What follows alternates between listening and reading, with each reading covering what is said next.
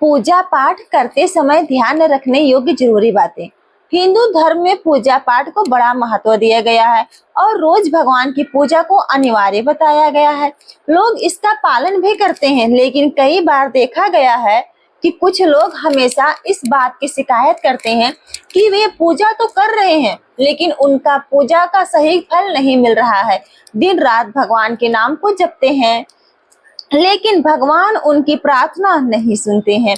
इसके कई कारण हो सकते हैं, लेकिन एक बड़ा कारण पूजा के नियमों में कुछ गलतियां का होना है। लोग जाने अनजाने में भगवान को कुछ ऐसा चढ़ा देते हैं जो उन्हें प्रिय नहीं होता है। ऐसे में हो सकता है कि भगवान नाराज हो जाएं और पूजा का फल ना मिले आपको।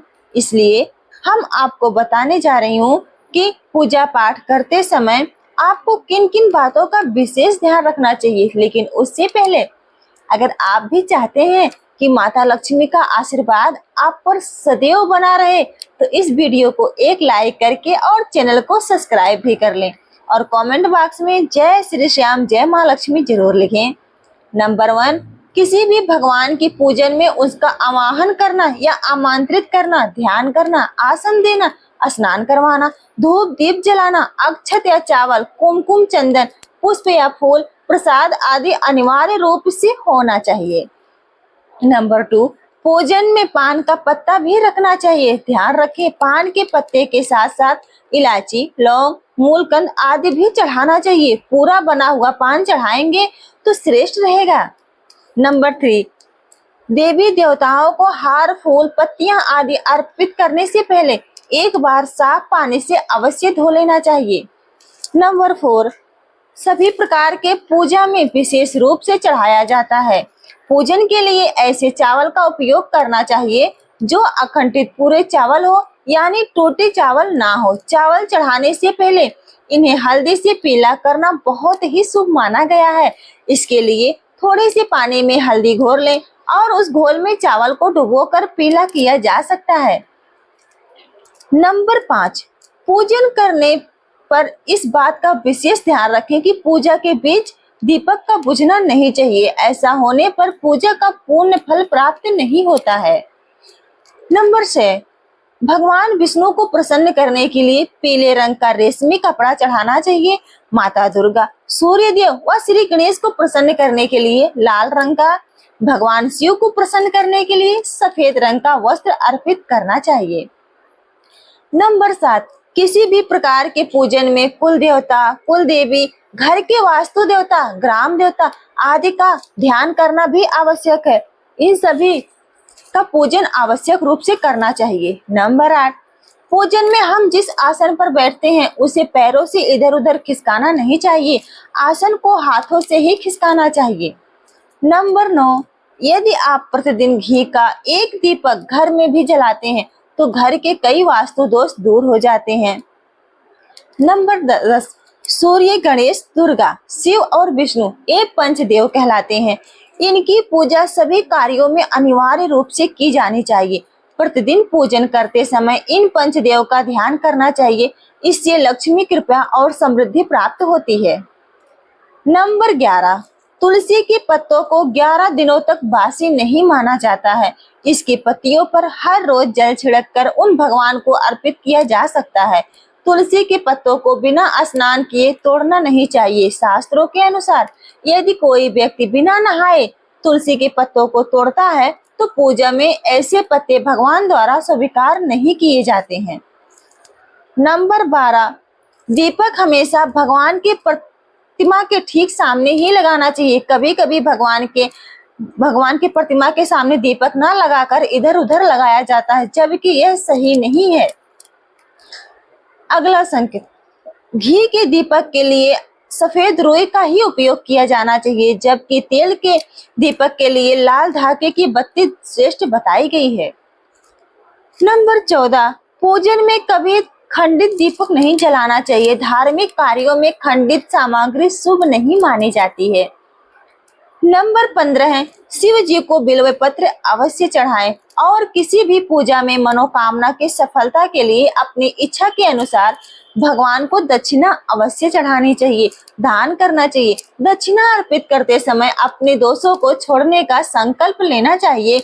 दोषों को जल्दी से जल्दी छोड़ने पर मनोकामनाएं अवश्य पूर्ण होती है। नंबर 16, भगवान सूर्य के साथ साथ श्री गणेश के 3, विष्णु जी की 4 और शिव जी की 1 या 2 परिक्रमा जरूर करनी चाहिए।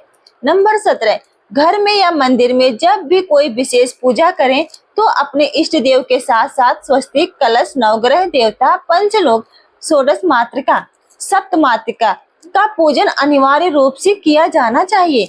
इन सभी की पूरी जानकारी आप किसी पंडित से प्राप्त कर सकते हैं। विशेष पूजन पंडित के मदद से ही करवानी चाहिए ताकि पूजा विधिवत हो सके। नंबर 18, घर में पूजन स्थल के ऊपर कोई कबाड़ी या भारी चीज न रखें। नंबर 19, भगवान शिव को हल्दी नहीं चढ़ानी चाहिए और ना ही शंख से जल चढ़ाना चाहिए। नंबर 20, पूजन स्थल पर पवित्रता का ध्यान रखें। चप्पल पहनकर कोई मंदिर तक नहीं जाना चाहिए। चमड़े का बेल्ट या पर्स अपने पास रखकर पूजा ना करें। पूजा स्थल पर कचरा इत्यादि जमा ना हो पाए। नंबर 21, मंदिर में लगे सूखे हार हटा देने चाहिए। नंबर 22, हमेशा भगवान श्री गणेश की आराधना से पूजा प्रारंभ करें। श्री गणेश को तुलसी दल चढ़ाने से बचें। भगवान गणेश को तुलसी दल से दोष लगता है।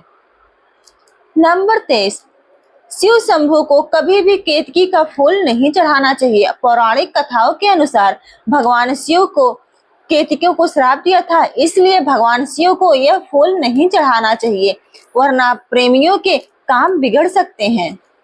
नंबर 24, भगवान की प्रतिमा को स्नान करवाते वक्त सिर्फ उंगलियों का प्रयोग करें। भगवान को स्नान कराते समय कभी भी अंगूठे का इस्तेमाल नहीं करना चाहिए। ऐसा करने से भगवान अप्रसन्न होते हैं और घर में विपत्तियां आती हैं। नंबर 25, दीपक को कभी भी जमीन पर रखकर प्रज्वलित ना करें।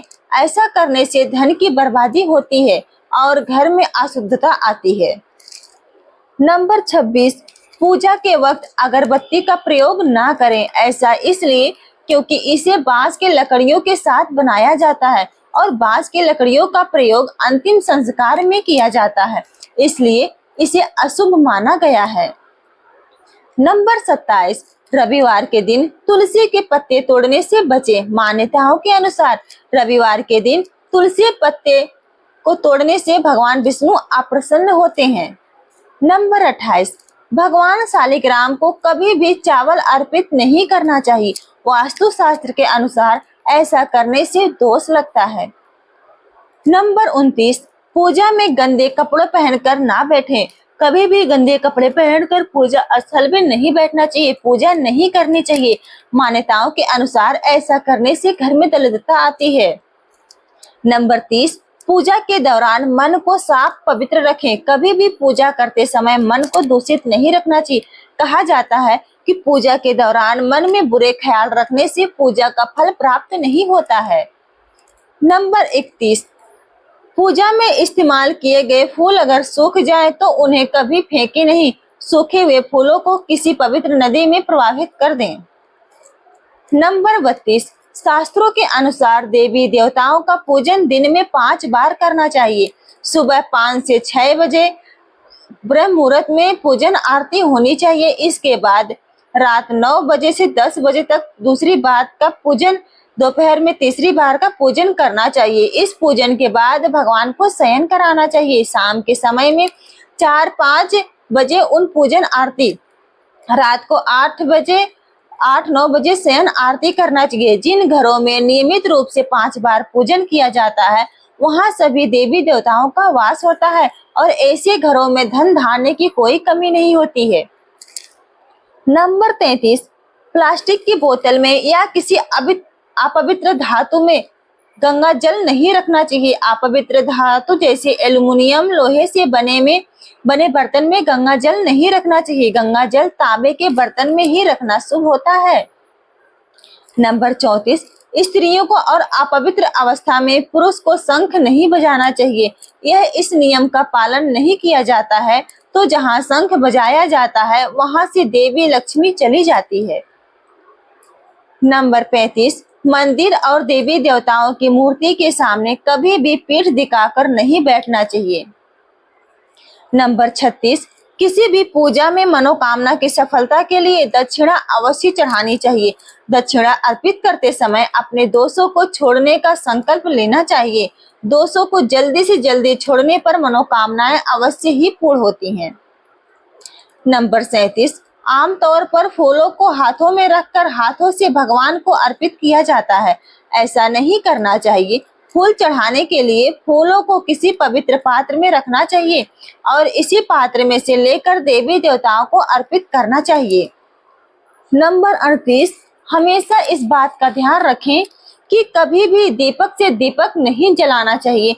शास्त्रों के अनुसार जो व्यक्ति दीपक से दीपक जलाते हैं वे रोगी होते हैं।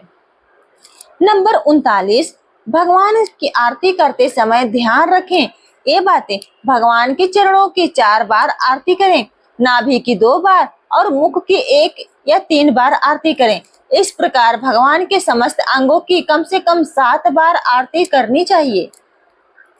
नंबर 40, अपने मंदिर में सिर्फ प्रतिष्ठित मूर्ति रखें। उपहार, कांच, लकड़ी एवं फाइबर की मूर्तियां ना रखें एवं खंडित, जली कटी फोटो, टूटा कांच तुरंत हटा दें। शास्त्रों के अनुसार खंडित मूर्तियों की पूजा वर्जित की गई है।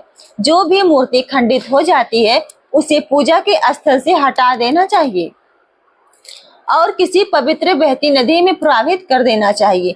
खंडित मूर्तियों की पूजा अशुभ मानी गई है। इस संबंध में यह बात ध्यान रखने योग्य है कि सिर्फ शिवलिंग कभी किसी अवस्था में खंडित नहीं माना जाता है। नंबर 41, मंदिर के ऊपर भगवान के वस्त्र, पुस्तकें एवं आभूषण आदि न रखें। मंदिर में पर्दा अति आवश्यक है। अपने पूज्य माता पिता तथा पितरों का फोटो कदापि न रखें अपने मंदिरों में। उन्हें अपने घर के दक्षिण कोण में स्थापित करें। नंबर 42, कभी भी भगवान को या अपने से बड़ों को एक हाथ से प्रणाम नहीं करना चाहिए। इसके साथ ही यह भी ध्यान रखें कि सोए हुए व्यक्ति का चरण स्पर्श नहीं करना चाहिए। पूजा के बाद बड़ों का आशीर्वाद लेते समय ध्यान रखें कि किसी के दाएं पैर को दाएं हाथ से, बाएं पैर को बाएं हाथ से प्रणाम करें। नंबर 43, जप करते समय जीभ या होठ को नहीं हिलाना चाहिए। इसे उपासु जप कहते हैं। इसका फल 100 गुना प्राप्त होता है। माला जप करते समय दाहिने हाथ को कपड़े या गौमुखी से ढककर रखना चाहिए। जप के बाद आसन के नीचे की भूमि को स्पर्श करके नेत्रों से लगाना चाहिए। इससे आपके जप के पूर्ण फल की प्राप्ति होती है। नंबर 44, शास्त्रों के अनुसार घर में पूजा करने का स्थान ईशान कोण में होना चाहिए। उत्तर दिशा और पूर्व दिशा के बीच का जो भाग है ईशान कोण होता है। ईशान कोण को शुभ कार्यों के लिए सबसे उत्तम दिशा माना गया है। इस दिशा में पूजा के मंदिर को स्थापित करें। यदि किसी कारणवश ये ऐसा ना कर पाए तो भूलकर भी घर के ईशान कोण में गंदगी जमा ना होने दें। वह घर के इस हिस्से को सदा पवित्र रखें। ईशान कोण के अतिरिक्त पूर्व दिशा भी पूजा स्थल के लिए श्रेष्ठ मानी जाती है।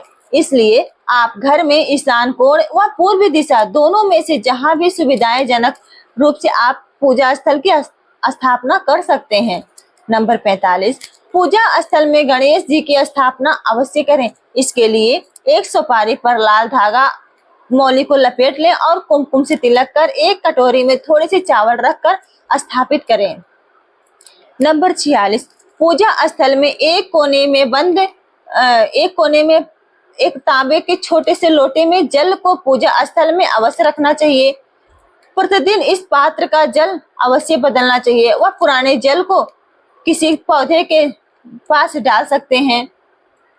नंबर 47, पूजा के स्थान में एक देव की सिर्फ एक ही प्रतिमा रखें। यदि आपके पास एक देव की एक से अधिक प्रतिमा स्थल है आपके पास तो उन्हें घर में कहीं भी दीवार आदि पर लगा सकते हैं, किंतु पूजा स्थल में एक देव की एक ही प्रतिमा रखनी चाहिए। नंबर 48, घर में पूजा स्थान पर कभी भी बड़ी मूर्तियां नहीं रखनी चाहिए। बड़ी मूर्तियों में प्राण प्रतिष्ठा होना अनिवार्य हो जाता है। इसलिए बड़ी मूर्तियों मंदिर के लिए ही उचित है। पूजा स्थल में छोटी मूर्तियां आप रख सकते हैं।